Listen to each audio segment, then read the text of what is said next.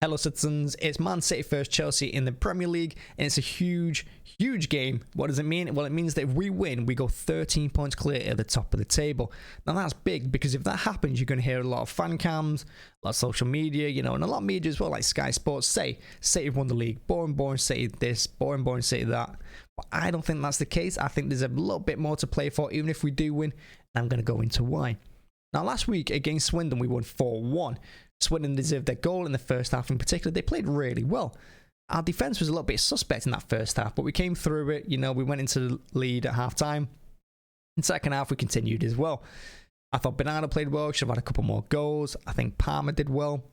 Although, I think his final third decision making is a little bit rough, needs a little bit of work, but he took his goal really well. It was a great finish. I'm not going to complain. Swindon scored. They celebrated like they won the league. I would have done the same. I think we all did the same in the 90s and early 2000s, so taking nothing away from them. But I think Stefan probably should have saved it. But again, we won, and going away from home in the FA Cup to a team lower than you is always tough. And we came through, we battled through it, so well done. But the big point is that before that game, we heard that 7 first-team players come down with COVID and 14 backroom, including Pep. And I was wondering how we'd play without Pep in the touchline. And we did well, we controlled the possession, we dominated. We played the City way. We played Pep way. Of course, you'd expect that. But I don't think that's going to be enough going into Chelsea at home. Now, if we look at our last game against Chelsea at Stamford Bridge, we dominated that game. We controlled the ball. We did everything right. We controlled the counter-attack. And we came through a few, they weren't really scary moments, but Edison controlled the game really well at the end as well, coming and claiming crosses. And I think we deserved the win. We did the same thing against Liverpool. We should have won that game, I think. And we did the same against United, and we probably should have beat them by 10. But we took our foot off the gas and we just played with them. But the one thing them games have in common, other than a fully fit squad and Pep, is we controlled the counter-attack. And I've said it so many times this season, the counter-attack is huge for us. Under Pep, including that first season that was rough to watch, let's be honest, we played so high up the pitch that we've also struggled with pace at the back. And we've seen it again this season, particularly at home. Crystal Palace, they did us in the first half on the counter. They deserved that win. I thought Crystal Palace were brilliant that game. Southampton nearly beat us. If it wasn't for foul overturning the decision against Walker, they might have won Southampton. So we've had a few moments this season, but away from home, we've dealt with that a lot better, and we've kept hold of the ball a lot better. And Chelsea, we're going to need to do the same again. Now, we're on an 11-game winning run. Chelsea, they've just beat Tottenham twice in the League Cup, and they drew Liverpool in the league. That was the last league game. They drew 2-2. And that was a good game. They went at them. And what that game showed me was that they've not given up entirely. But what Chelsea do is they play 7 or 8 defensive-minded players. They got Kante and Jorginho in midfield. Then they play all the defenders, but they're all huge. They're all big, they're all physical, and they've got pace up front as well. I mean, Werner might not get the goals, but I do like him. And gladfully, Walker's back. Walker came back against Swindon. Yeah, he wasn't with it, but it was his first game in quite a while. And Cancelo left back again. Now, I think we need to start with them to Walker and Cancelo, because we're going to need their energy to get up and down the pitch. We're going to need their pace, and we're going to need the final ball as well. I think Zinchenko playing him at left back, he won't be able to live up with the pace that Chelsea have out wide. So I don't think he's going to be the right call. I think Aki's a little too slow as well, and I don't think he's, for a big guy, he's not that physical. So I don't think he'd be the right call against Chelsea either. Plus, we might need even defensive Stones and Laporte back. Hopefully, one of them back, because I think Diaz could do with their help, particularly against Lukaku, who's going to be, holding the ball up. He's going to be very physical. He's going to be very powerful. And we're going to need, I think, Stones and Laporte to cover Diaz for that. But yeah, Walker and Cancelo, we're going to need them at fullback, I think. Now, midfield, I don't see how we don't play De Bruyne. He looks like he's getting back to his old self. He's putting in some fantastic crosses. He did the same thing against Swindon. He played really well. So hopefully he's back. I think we'll play Bernardo, because again, we're going to need his energy. And I'd like to see Foden in this game again, because of his energy. He's up and down the pitch. He doesn't stop. He doesn't seem to get tired. And he will attack the Chelsea defence. And we saw it against Liverpool. He's fantastic on that left-hand side. When he gets out wide, the way he cuts across the shots and crosses, he will put the ball in dangerous areas, and he will go for goal when he needs to. And he's not afraid to run in defence. I think we need to play Jesus. Hopefully he's going to be playing. The reason I like Jesus, particularly on that right-hand side at the moment this season, is that he's just fantastic. Again, his energy, his crosses, I think he's come on really well since we put him back out wide. I know he's already said, he prefers to be a winger than a striker, but he can score goals. And again, he's not afraid to run in the defence. So hopefully we got our full players back. Now, if we don't, and say we played the same 11 that we played against Swindon, I think that's going to be a pretty tough game. Yeah, there's only a few changes there that I've mentioned, but you look at Aki again, can he live with Lukaku? I don't think so, you know. And I think his decision making, sometimes he is, I will give him credit, sometimes he's the defender we need. He will just hoof the ball out play. He just kick it long rather than play it, you know, out the back. But I still don't think he's starting Mateo for us. Now, Rodri, defensive midfield, I love Rodri. The way he holds players off, you know, and Chelsea will try and get at him, particularly with Jorginho and Kante in midfield and Kovacic maybe. They will get at him, and hopefully, you know, we play him, because I think if we get Fernandinho in the middle, I don't think his energy is going to be up there for the 90 minutes. You know, he's not quite that player anymore. Now, I'm not taking anything away from him. I love him. I think he's been great. Keep him in the club if you want, but you can't start him in games like this. You just can't do it. You know, maybe bring him on to support Rodri at the end when we're winning, but not from the start of a game. You can't do it.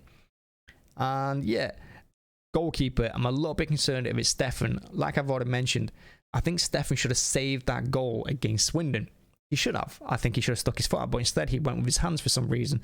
If he just stuck his left foot out, he probably saves it. I don't know, maybe I'm being harsh, but I just don't rate Stefan as highly as Edison. Of course, I wouldn't. Edison's our starting goalkeeper, but the games I've seen Stefan play, I just don't trust him at the back. He kind of gives me the vibes like, and I may be being a little bit harsh, but he gives me really bad vibes. A little bit like Claudio Bravo. Do you remember? Like every time they'd have a shot, I just feel they're going to score. I don't know, maybe I've been spoiled with Edison and his strength and, you know, his consistency. But Stefan gives me his kind of vibes. You know, good on the ball, but not so much at saving shots.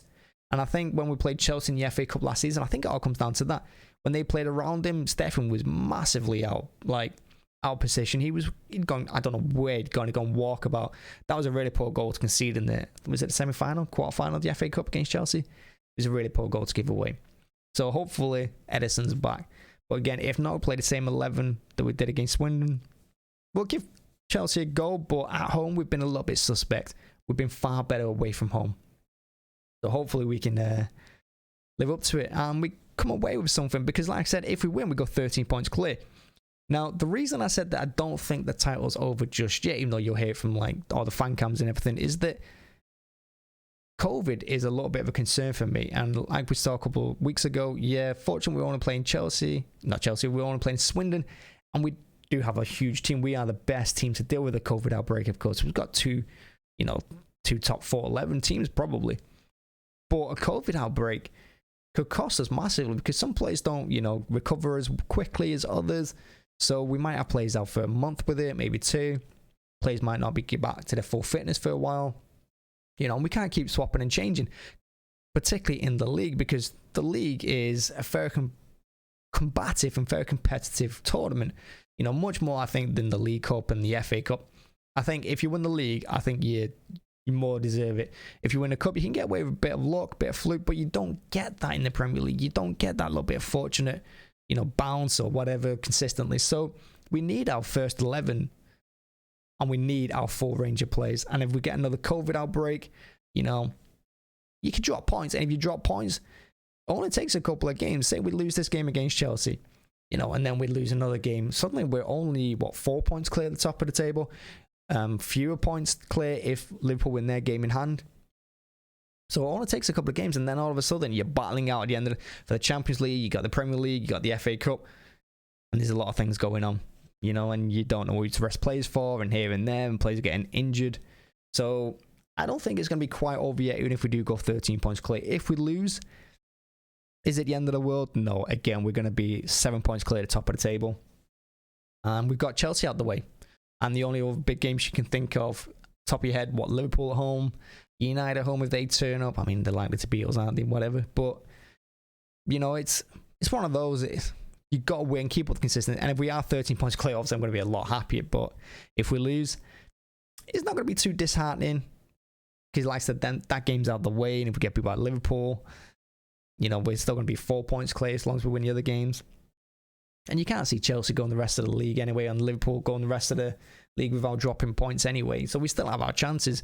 It's just, you just got to keep picking up the points where you can, particularly at this time, you know, with COVID and things going around. There's a lot of unexpected variables that could happen. So got to keep up that pressure at the top.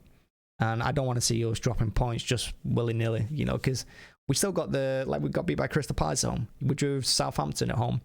We got them games in us. We do.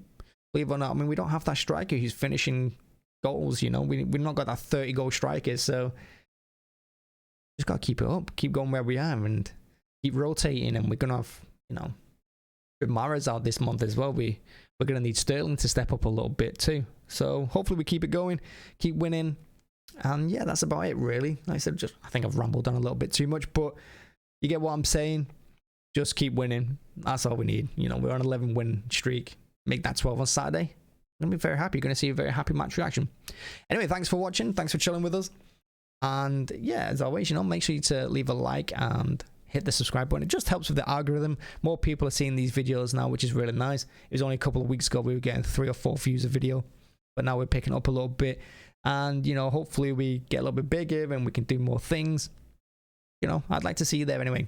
And if you do see me on Saturday, I'm going to be at the game against Chelsea. Come and say hi. Come and let me know your thoughts. And yeah, look forward to seeing you. All right. Have a great weekend. And come on safe for Saturday.